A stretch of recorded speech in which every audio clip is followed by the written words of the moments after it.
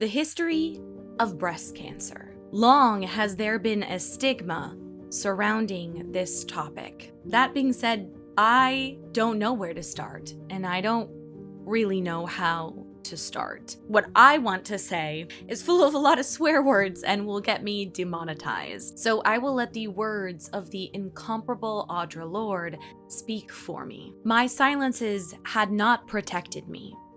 Your silence will not protect you. But for every real word spoken, for every attempt I had ever made to speak those truths from which I am still seeking, I had made contact with other women while we examined the words to fit a world in which we all believed, bridging our differences. This quote comes from the Cancer Diaries of Audre Lorde, a woman who helped change the stigmatization of breast cancer and brought light the intersectional nature of a disease that has plagued humanity for time immemorial. Today, dear one, we are going to speak in those real words while we examine the history of breast cancer. Welcome, welcome, welcome, friend. I'm TK, your tour guide to the past, and you are listening to For the Love of History, the podcast where we talk about world history, women's history, and weird history. As you know, October is Breast Cancer Awareness Month, an event that began as a week-long campaign in 1985. But what you most definitely don't know is that my best friend and the intern for this podcast was diagnosed with breast cancer 2 years ago at the age of 33. She had no family history whatsoever of breast cancer, and she was 33. She was young. She was so young. So when she found a lump during a self-exam, cancer was the very last thing that was on our minds. But it turned out that's exactly what it was. And after several rounds of chemotherapy and radiation and a myriad of various pills, with a full heart and watery eyes, I can tell you that she is 2 years in remission, and we are just now celebrating that 2-year anniversary just a few weeks ago. So we're very happy about that. In those 2 years, we've done a lot of talking about treatments and statistics. And as my brain tends to do, and as hers does as well, it's one of the reasons why we're friends, we have found comfort in numbers and history. The history of chemotherapy, the history of radiation, and of breast cancer itself has filled both our waking days and our unconscious minds. For 2 years, it's been the elephant in the room, and for a long time, I've been searching for other podcasts and YouTube videos talking about the history of breast cancer, and there are so few. So today, as Audre advised, we will speak truth to it, because our silence does nothing. Today, we will follow the often gruesome history of breast cancer from ancient times to the modern day. We will discuss its depictions in art and how it made its way into the collective consciousness of the world. And we will highlight the amazing work that has been done and is being done in the pursuit of better, more equal, and safer treatments. So stay to the end for a silver lining. This episode is also my love letter to my best friend and intern and the team of doctors who have ensured that she receives the best care possible. This is going to be a tough episode, friend. But as we always do, we will end, like I said, with hope and a big fuck you to cancer. All the money for this episode and the sales of this Bad Bitches Cry t-shirt and merch are going to go to the 501c3 Mediviver, which is the only nonprofit that is specifically for men and women who have stage 4 metastatic breast cancer. So if you would like to join us in supporting Mediviver, please head down to the description box below to get yourself a t-shirt, a hoodie, a tote bag, something like that if you can and want to support the cause. Also, all of the money that we get from this episode will go to Mediviver as well. So, yay, breast cancer research. You can find more information about Mediviver below if you are interested. It is a absolutely wonderful nonprofit. So I highly encourage that. I also do want to let you know that if you are watching on YouTube, we will be showing some medical images of breast cancer throughout history, but there will be timestamps provided if you wish to skip those. Also, if you just need to skip this episode entirely, I completely understand. It's a heavy topic. I expect that this is going to take me quite some time to film today with ample breaks and lots of kitty snuggles. So if that's what you need to do, or if you need to skip this episode entirely, there are so many other episodes that you can listen and watch. And just know that I love you and I need you to go drink water right now. Okay? All right. With that, it's time to grab a warm beverage or a stiff drink, settle into the time machine, and let's get to it.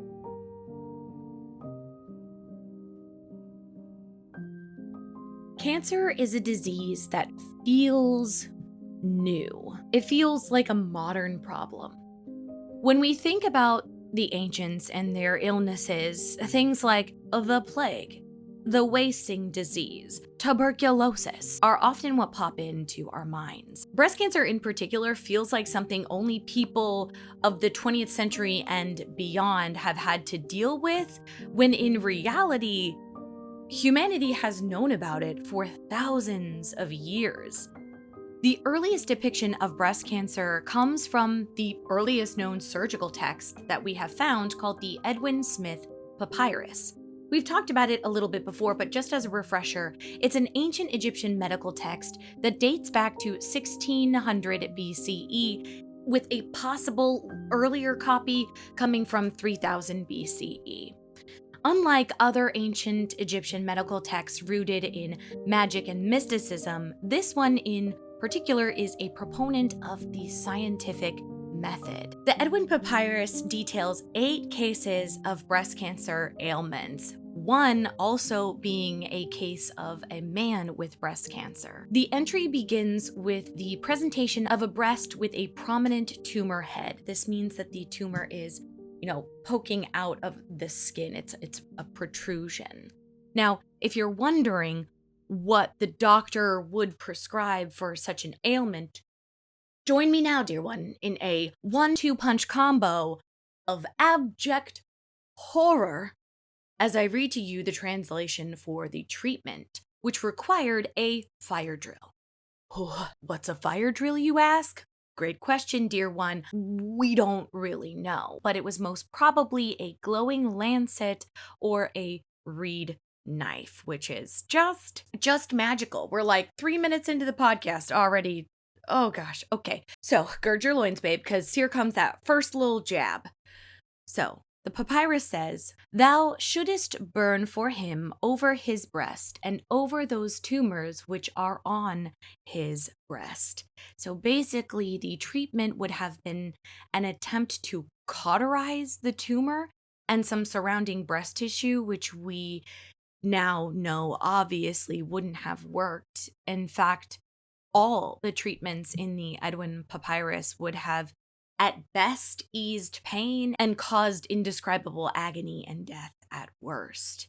But it wasn't all wrong. The papyrus also makes mention of the idea of tumors spreading to the lymph nodes, which we now know is a real thing, so 10 points to the ancient Egyptians, but I digress. Now, this is a 1-2 horror punch combo, remember? So here comes the straight.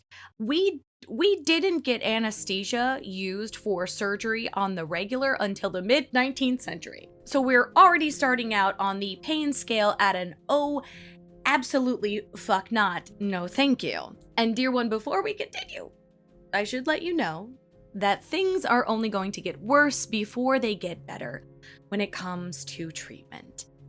The ancient Egyptians called breast cancer the curse of the gods because there was absolutely nothing that they could do to cure it. But that didn't mean that they stopped trying to figure it out.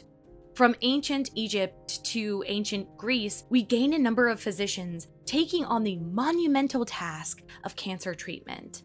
Hippocrates of Kos, who lived between 460 and 370 BC, was the first to coin the term cancer. using the word krakenos, which was Greek for crab, to describe the tendril-like arms reaching out from the tumors. As we have already learned of Hippocrates in previous episodes, he was all about the holistic approach to healing, in that he believed in the balancing of 4 humors: yellow bile, red blood, black bile, and blue phlegm. He believed that they were to blame for all ailments. The first case of breast cancer that he describes is one of a woman from Abdera who had a breast tumor and bloody discharge from her nipple, which only stopped after she passed away, which may have led him to his thought that loss of menstrual flow was the cause of breast cancer. Also noting the higher frequency of the disease in postmenopausal women, which in his mind meant that there was stagnant blood, that the red humor was too high, causing the body to have cancer. So his prescribed treatments were vaginal enemas to force menstruation. And this was an extremely common practice for an exceedingly long time. And I'm not here to place blame. You can't know what you don't know. And they were doing their best, but also that's not how any of this works. That's not how menopause works. And I know that they didn't know that, but I'm gonna need them to drop the funnel and step away from the vaginas forever. Thanks so much. Please don't do that. Anyways, after some time, it became clear that the medicines our ancient ancestors had were not cutting it. Obviously, these enemas were not working, and they knew that they weren't working. So physicians began treating breast cancer with surgical methods, as breast cancer was one of the few cancers where surgery presented some chance of success. We see this especially in the career of Leonidas, not the sexy king of Sparta from 300, nay, the Greek surgeon who lived around the 2nd and 3rd century CE. I'm sure he was sexy too, but that's neither here nor there. While we only have fragments of his writings, his works lived on through the extensive quotation of his methods in the writings of other physicians during and after his time. He is responsible for many breast cancer firsts, and for that we say snaps to you, friend, thank you so much, such as being the first to note that nipple retraction could be a sign of breast cancer. He also was the first to give a detailed description of a mastectomy, and if you're not aware of what that is, it is removal of breast tissue either partially or in full. And we'll be talking about that a little bit more later on. So he, along with Galen, a prominent physician surgeon of the time, believed that to successfully remove a breast tumor, you would need to cut out the surrounding healthy tissue as well, leaving a margin between the healthy tissue and the tumor, which is exactly what the modern practice is today. But there is a huge side note that the intern has placed into the script, so I must read it to you now. The big difference between him and Galen is that Galen thought breast cancer was caused by excess bile, fucking humors strike again, and did not cauterize the wounds that he made. Just another strike against Galen. If you haven't listened to the history of surgery episode, you'll know why I have feelings towards that man. Anyways, Leonidas' method, on the other hand, led to slightly less death from infection, and his method of cutting and cauterizing tumors became the standard for the next 1,500 years. And just a quick TK on fun fact reminder, the majority of those 1,500 years, there was no anesthesia. Anesthesia wasn't widely used until the 19th century, okay? All you had was alcohol, thoughts, prayers, and Jesus. So much Jesus. I'm laughing because I'm uncomfortable, okay? Jesus, you say TK. Jesus, I do say dear one. But not cool, love your neighbor Jesus. Fuckboy Jesus, who hates women, who was also created by evil, greedy popes in the Middle Ages. So, not real Jesus. I am being a bit dramatic, but a heavy stigmatization of breast cancer began during this time, and it lingered like a fart in an elevator until the 1970s.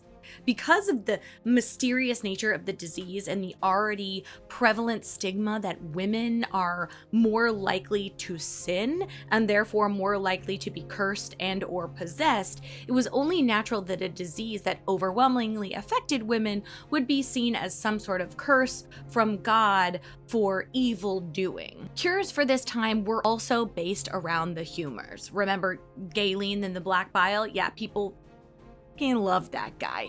And that theory really stuck around for the worse. But in the Middle Ages, it gained a religious flavor. God giveth and taketh away and all that.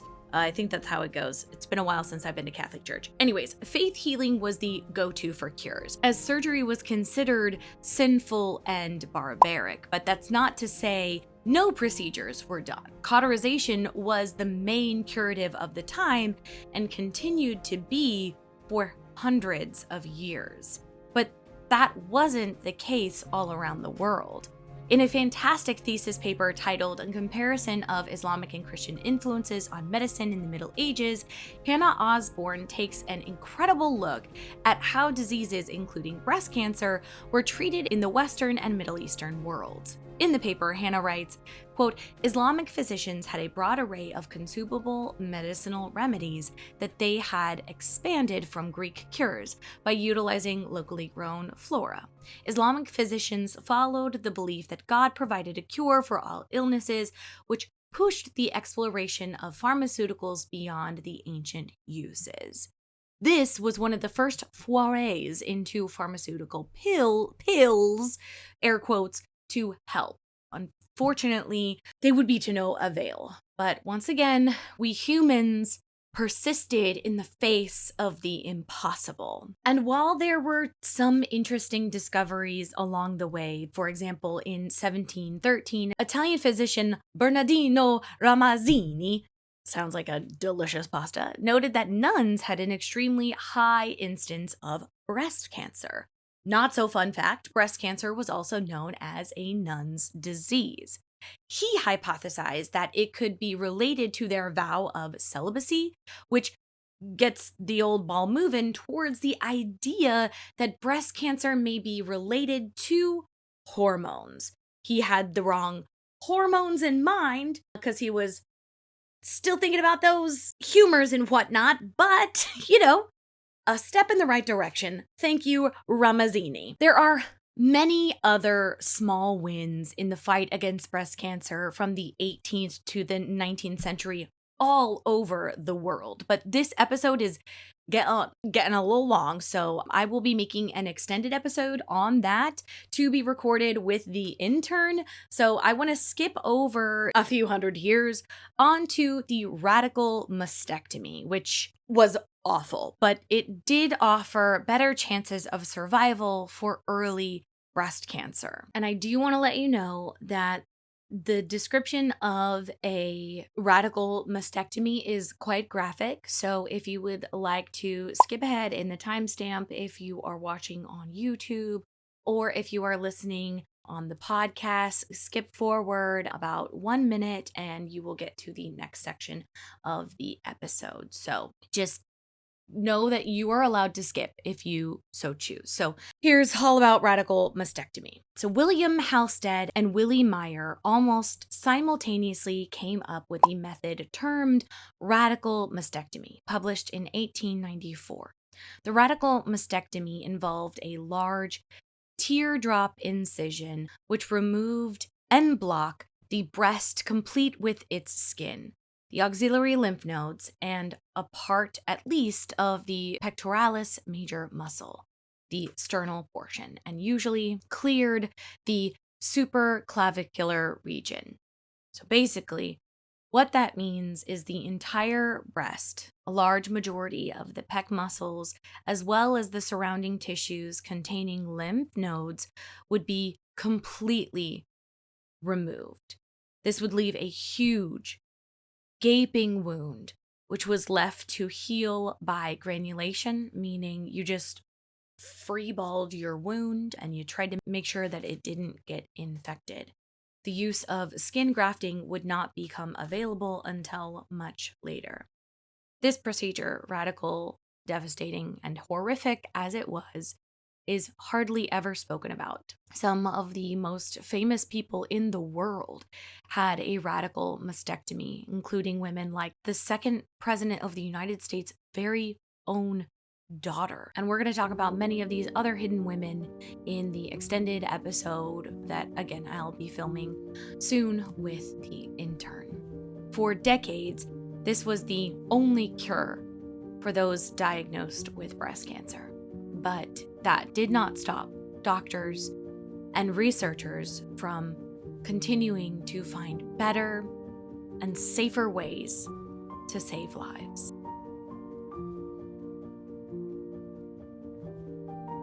Among such horrors, there is some, dare I say, beauty, specifically in Renaissance paintings.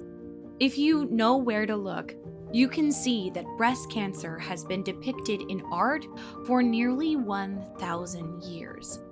And breast cancer depictions in art could be a whole other episode on its own, and we will briefly discuss it in the extended episode. But today I want to focus on some of the most striking examples. The Renaissance was a time of shedding the puritanical shackles of the Middle Ages and finding a new humanist approach to religion, music, science, and art. The world was moving away from church-centered social and belief systems to a humanist one, which would have profound effects on art. If you see a beautiful, realistic, yet soft painting of a woman with her tatas out, that's probably a Renaissance painting. The painters of this time loved showing off the girls. And for that, we should actually be truly grateful, which is a weird statement, but as the children say, let me cook, okay? There is a lot that we can learn from these Renaissance paintings about anatomy.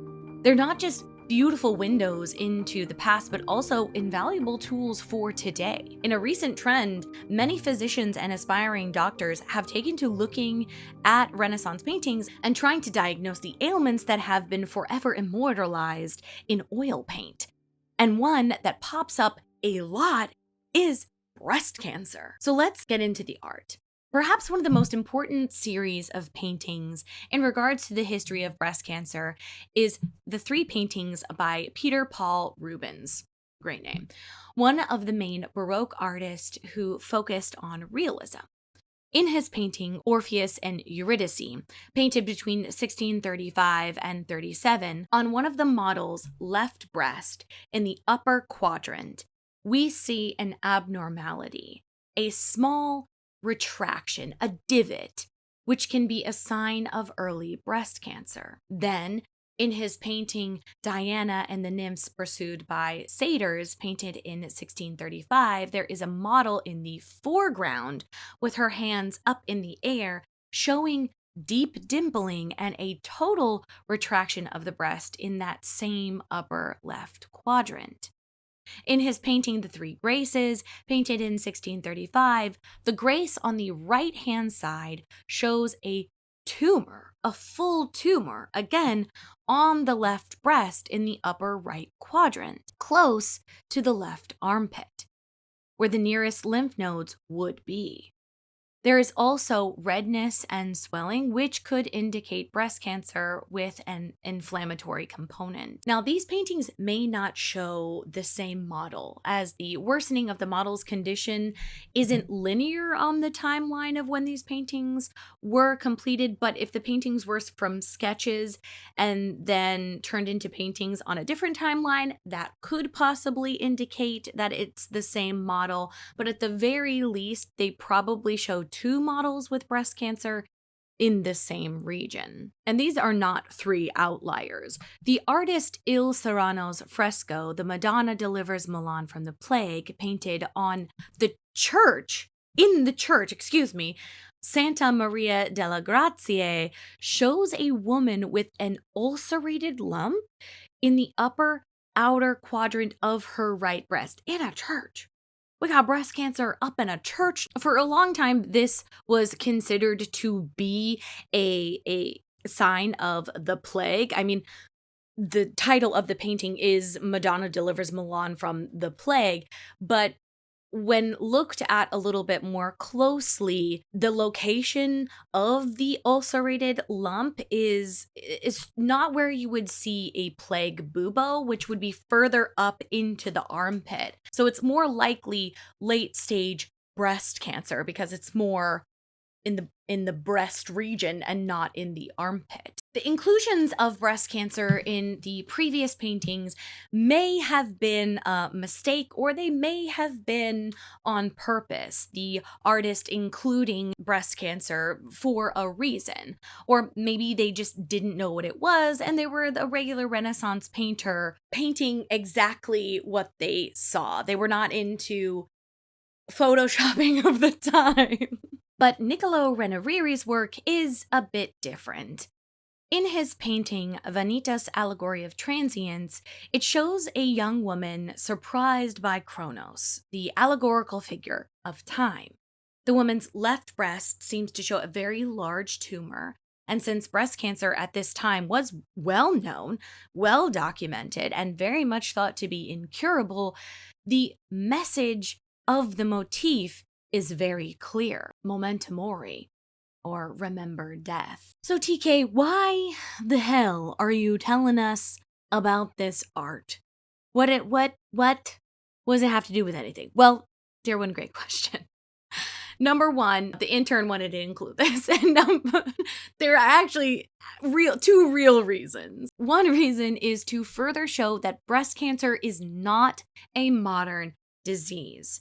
It's not a lifestyle disease of modernity that anyone has done anything to bring upon themselves. It is not because someone ate out of plastic containers, or they had too many McDonald's burgers, or they had red dye number 40 snacks or whatever the fuck. It's not because they chose to drink on weekends and go partying and stay out late. It's not a moral failing of our modern world. And it is most certainly by no means a moral failing, because hell, nuns got that shit and they're pious as hell.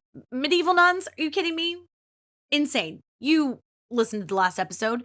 So obviously, people who are diagnosed with breast cancer did not do anything to bring this about. Breast cancer is simply and unfortunately a feature of life. And the second reason we wanted to talk about this is to bring awareness and diversify representation. So often, the only breasts that we see in our daily lives are ones that are poked and smushed and prodded and propped up in bikini tops and wonder bras, and I am not a hater whatsoever. I love titties. I love all titties, except the intern's titties. Fuck her titties, okay?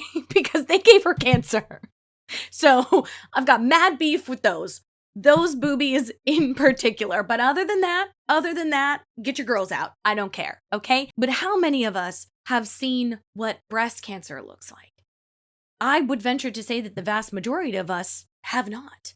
Unless you have directly been affected by breast cancer or someone in your life has had it, you probably have no idea what the signs are. I know I didn't. And even if I had, I wouldn't really have known what to look for. And therein lies the problem, because in the US alone, 1 in 8 women will be diagnosed with breast cancer. And most of us don't even know what to look for. Fellas as well, okay? If you got moobies or you got boobies, you can get breast cancer. And it's important to know what to look for. And if we can do that by looking at some absolutely gorgeous Renaissance paintings, then sweet Lord Sweaty Sobek.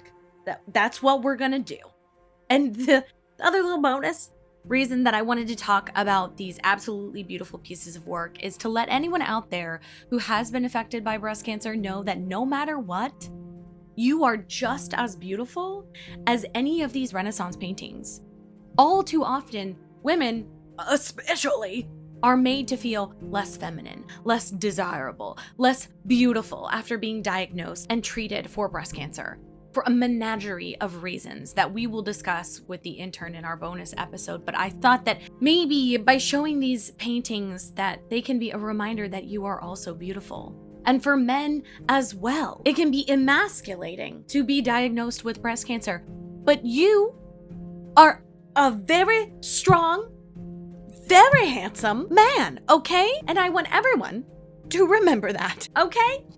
All right, TK's pep talk over. So again, these are just some examples of breast cancer and how it appears through art, which we will discuss more in the extended episode.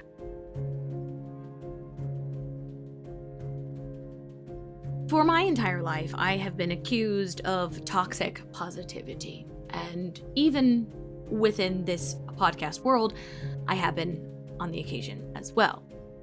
People say, why does every episode need to have a happy ending when that's not how reality works, TK? History is filled with horrible things and disasters and murder and desecration and war and cruelty. And first of all, calm down. I agree with you. History holds within it all of humanity's darkest moments, but all too often we forget that it also holds all of humanity's hope. All selfless acts, all small kindnesses, every courageous moment and scientific breakthrough, every beautiful piece of art, every person who has ever fought for something that they believed in. That's also a part of history. And here in this corner of the internet, we do not believe in the masochism of perpetual despair. We believe in presenting the horrors alongside the hope. Not in an attempt to cancel one out, but in the pursuit of understanding that both exist and both must not be forgotten. So that is why we end on a positive note every single episode. And today, dear one, is no different. As we have witnessed today, beloved, the vast majority of breast cancer history is bleak at best and Lovecraftian at worst. But despite the incalculable difficulty and seemingly undefeatable Goliath that breast cancer has been for thousands of years, there have been many Davids with slings of science and art and advocacy at the ready. Women like Mary Laxer, also known as the Empress of Maladies, in a time when women weren't allowed to even have credit cards. She was a powerful businesswoman, art dealer, and philanthropist who ran a crusade to win the passage of the National Cancer Act in 1971. When she realized that the budget for chewing gum marketing was higher than the national budget for cancer research, she said, absolutely the fuck not, and put her money where her mouth was, and began doing everything she could to create new foundations and higher revenue for cancer research. And then there are women in the science world, like Dr. Jane C. Wright, who, after finally being allowed into the medical field after an eternity of male domination, spearheaded research on the drug methotrexate. Yep. She was known as the godmother of chemotherapy, and thanks to her research, methotrexate remains one of the main chemotherapy treatments to date. Not only to treat breast cancer, but also lung cancer, leukemia, and many others. From the 1960s to the 1980s, there were more advancements in cancer research in a few decades than there had been in all of human history, due in part to those previous two women. But that didn't mean that everything was all rainbows and sunshine and forehead kisses. Nay, nay, dear one. Inequality was rampant. And the civil rights movement didn't end at the right to vote and to end segregation, but it extended into the right to fair and equal medical treatment. And women like Audre Lorde were at the forefront. As I said previously, the social stigma of having breast cancer, and especially visible breast cancer, began long before the 1970s. But with the rise of fashion magazines and a myriad of other anti-ugly eugenics laws and sentiment, having visible breast cancer was shameful and stigmatized. When Audre Lorde was diagnosed with breast cancer in 1980 at the age of 44, she saw firsthand what that social stigma was like, and it was compounded by the fact that she was both Black and queer. Ideas around breast cancer now and back then were completely different. Women were pushed, and in some cases, forced to pad their bras and get prosthetics and pull themselves together by their non-existent bootstraps, even at hospitals where they were receiving treatment.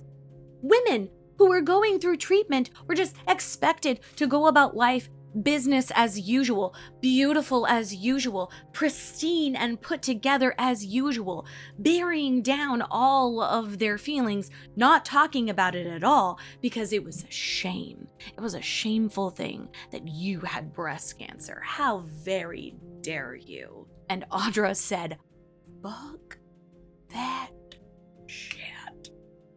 Absolutely not. And she worked to bring breast cancer patients and survivors together in mutual support, particularly for Black and queer women, to have a safe space to talk about their diagnoses, to talk about what they were feeling, to get together, create community, create a place where they could just be like, what the? This is the shittiest shit ever. And to talk about their experience of being shamed by their medical team as well as people in their own immediate families. Audre Lorde wrote about one woman who at the freaking hospital was told to put on her prosthetic because it would lower morale in the hospital. Babe, I'm pretty sure morale is pretty fucking low right now. So maybe let the lady live. Maybe let the lady do whatever the fuck she wants to do with her boobies.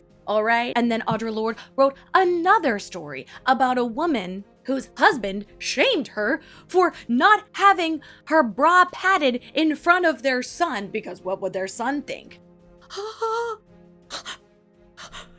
I don't know the names of these people, but they are 10 million billion% on the castor oil list. Oh, the diarrhea that is about to come to them. I cannot even tell you.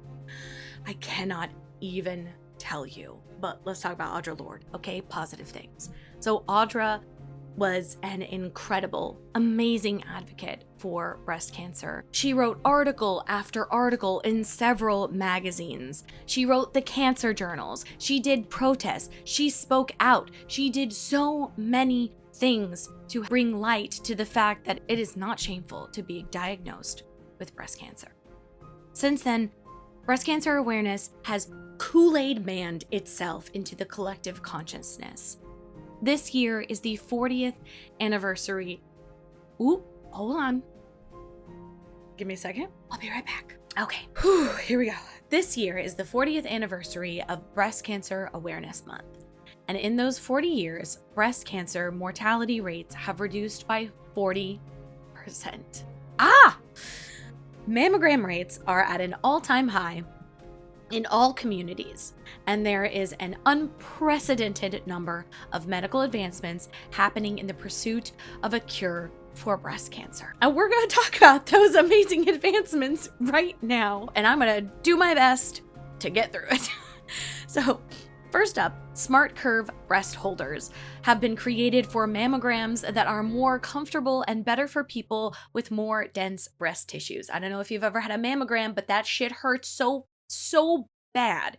But with these new smart curved breast holders, it hurts way less, and it's better for dense breasts. Another thing that's great for dense breast tissue is contrast enhanced mammograms, where you are injected with a dye that can help detect up to 3 times more invasive cancer tumors than traditional mammograms. And this is especially great, like I said, for people with dense breasts, who are the ones who tend to be diagnosed later on because your boobies are hard, okay?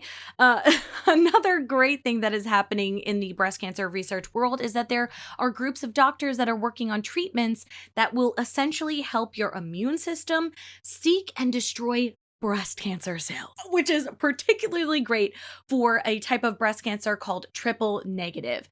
They are using radiotherapy to not only kill cancer more effectively, but also they leave your cells in a state where they will kill the cancer, like on their own, even after treatment, and this will lower the chance of recurrence.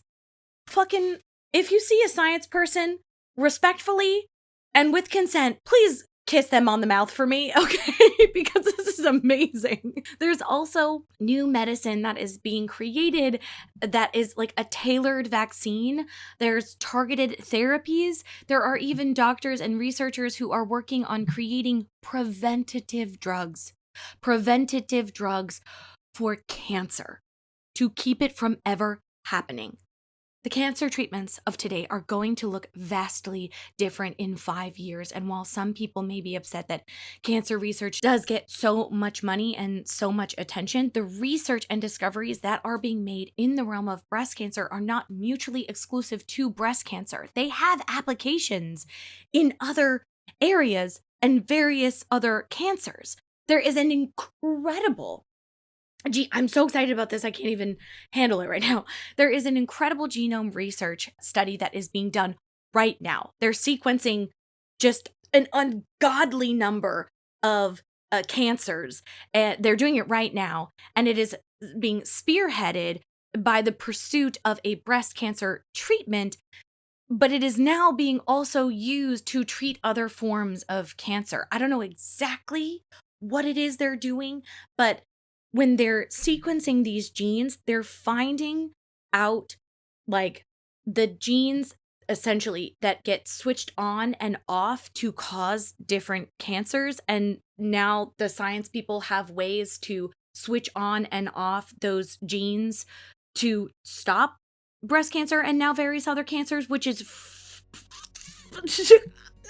it's magic. It is not literal magic. It's years and years of hard work and science, but it feels like magic. So what I'm trying to say is that all these cancers are linked together. All these doctors, all these researchers, all of these incredibly brave patients who are in these clinical trials are the culmination of endless hard work and persistence. I was doing so good.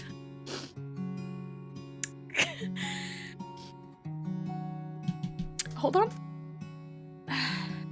Persistence that human beings have been passing down from generation to generation. And dear one, that is news to be celebrated. And even though there are big, whiny, orange babies and twats of many variety in high places, cutting funding at an alarming rate, we are now the torchbearers of that persistence. And we can fight back. And it may seem overwhelming. Shit, I'm overwhelmed right now. It may seem insurmountable, but what thing worth fighting for and pursuing doesn't? And just as we began today, we will end with the words of Audre Lorde. We can learn to work and speak when we are afraid, in the same way we have learned to work and speak when we are tired. For we have been socialized to respect fear more than our own needs for language and definition. And while we wait in silence for the final luxury of fearlessness, the weight of that silence will choke us. The fact that we are here and that I speak now these words in an attempt to break that silence and bridge some of those differences between us, for it is not difference which immobilizes us, but silence, and there are so many silences to be broken.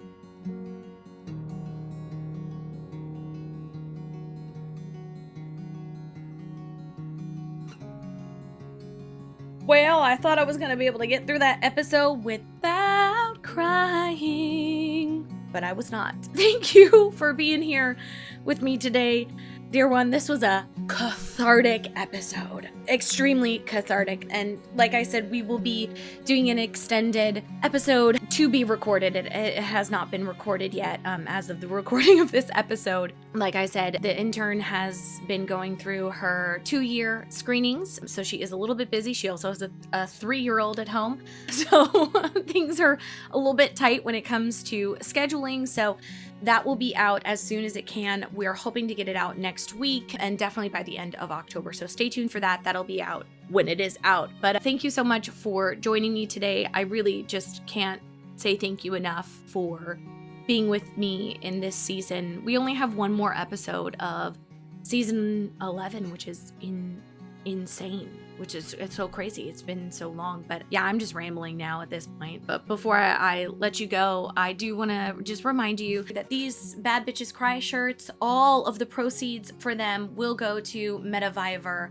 You can find t-shirts, hoodies, we've got crop tops, we've got tote bags, all of that is available on the merch store, which is linked down below. Your support in that would be absolutely wonderful and very appreciated. But if you can't, it is totally fine. Just sharing this episode or sharing the information about these shirts or Metaviver in general. You could give a donation to Metaviver in general. I do not care. That's also extremely helpful if you are not in a position or not really, a merch type of a person. So thank you again. I'm gonna go call the intern and tell her that the episode is done and probably cry a little bit more. Make sure you take care of yourself, go outside, call your friend, call someone you love.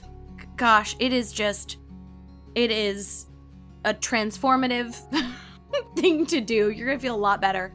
Call your friend, call your bestie, call somebody you love, get a drink of water, tell them to get a drink of water. And with that, I will see you in the next episode and season finale of season 11. We're going to talk about the Victorians. We're going to talk about Victorian costumes and why they were so weird. And I may be making my own authentic Victorian costume. So stay tuned for that. I'll see you next week. I love you so much. And yeah, that's all I got, babe. I'll see you later. Mwah, love you. Bye.